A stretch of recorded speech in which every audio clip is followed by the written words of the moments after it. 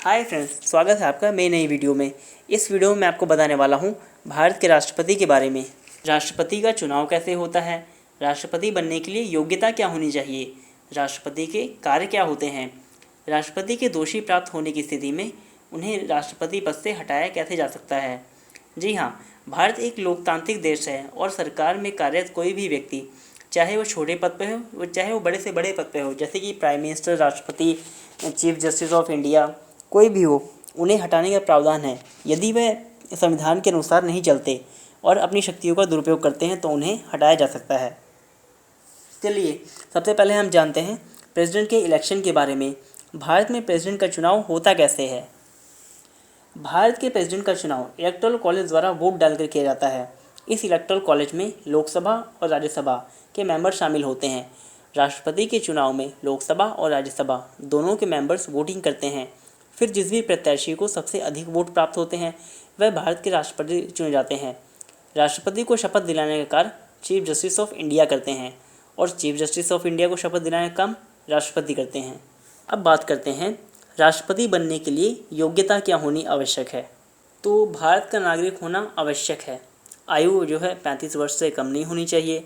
Member of parliament चुना गया होना चाहिए और प्रेजेंट टाइम में भी मेंबर ऑफ पार्लियामेंट चुना जाने योग्य होना चाहिए।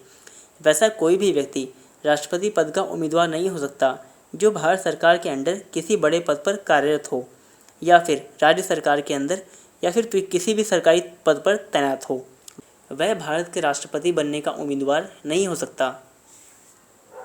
चलिए, अब हम जानेंगे राष्ट्रपति की शक्तियाँ, उनकी ड्यूटीज़ और लिमिटेशंस के बारे में। राष्ट्रपति इंडियन आर्म्ड फोर्सेस के सुप्रीम कमांडर होते हैं।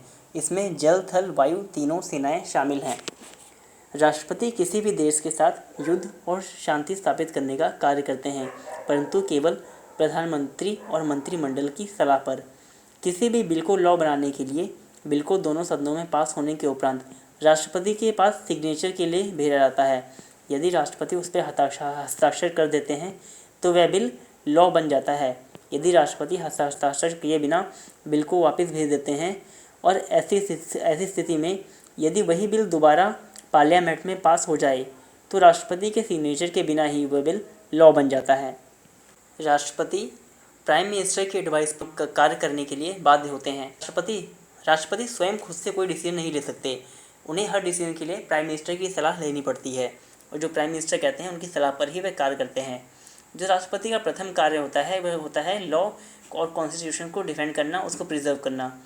जो हमारे राष्ट्रपति होते हैं वह हमारे चीफ जस्टिस ऑफ इंडिया को अपॉइंट करते हैं present chief justice of India की सलाह पर। और जो राष्ट्रपति होते हैं वह हमारे प्राइम मिनिस्टर जी को भी अपॉइंट करते हैं, परंतु वह खुद से किसी भी पर्सन को प्राइम मिनिस्टर अपॉइंट नहीं कर सकते। जिस भी पर्सन को लोकसभा में अधिक वोटों से मेजोरिटी प्राप्त हो उन्हें जी प्राइम मिनिस्टर अपॉइंट कर सकते हैं। चलिए, अब जानते हैं और राष्ट्रपति और किन किन को अपॉइंट करते हैं। प्रेसिडेंट राज्यसभा के 12 मेंबर्स को अपॉइंट करते हैं जो कि आर्ट, लिटरेचर और साइंस के फील्ड से होते हैं। इनके अलावा प्रेसिडेंट 2 मेंबर लोकसभा के भी अपॉइंट करते हैं जो कि एंग्लो इंडियन कम्युनिटी से होते हैं। इन सब के अलावा प्रेसिडेंट इन सभी को अपॉइंट करते हैं जजेस of high courts, chief minister of national capital territory of Delhi, chairman of union public service commission, the attorney general, officers of all India services. इन सभी को प्रेसिडेंट अपॉइंट करते हैं। तो अब जानेंगे पार्डनिंग पावर ऑफ प्रेसिडेंट, मतलब भारत के राष्ट्रपति की क्षमा शक्तियों के बारे में। राष्ट्रपति के पास क्षमा के 5 विकल्प होते हैं। वह 5 विकल्प में से कोई भी चूज़ कर सकते हैं। तो सबसे पहला है पार्डन। इसमें कम्प्लीटली जो होता है कन्विक्ट का दोष माफ़ कर दिया जाता है और उसे क्षमा कर दिया जाता है, उसे बरी कर दिया जाता है। कम्यूटेशन, इसमें जो हार्ड पनिशमेंट होती है उसे सॉफ्ट पनिशमेंट में कन्वर्ट कर दिया जाता है। जो रेमिशन होता है इसमें पनिशमेंट का टाइम पीरियड कम कर दिया जाता है। और जो रेस्पाइट होता है ये फिजिकल डिसेबिलिटी के कारण अगर कोई कन्विक्ट फिजिकल डिसेबिलिटी से पीड़ित है तो उसकी सज़ा कम कर दी जाती है। रेस्पाइट में स्टे लगाने का प्रावधान है। जैसे कि किसी को मौत की सज़ा होने वाली है और राष्ट्रपति को लगता है कि नहीं, जांच सही तरीके से नहीं हुई, तो उस पर स्टे लगा दिया जाता है ताकि जांच सही तरीके से हो सके, या फिर कोई और भी कारण लगा हो सकता है स्टे लगाने का, पर रेस्पाइट का मतलब होता है स्टे लगाना। बात करते हैं इम्पीचमेंट की, यानी महाअभियोग। यह भारत के राष्ट्रपति को हटाने का एक प्रोसेस है। भारत के राष्ट्रपति को भी समय से पहले हटाया जा सकता है यदि वे संविधान के अनुसार कार्य नहीं करते या फिर अपनी शक्तियों का दुरुपयोग करते हैं।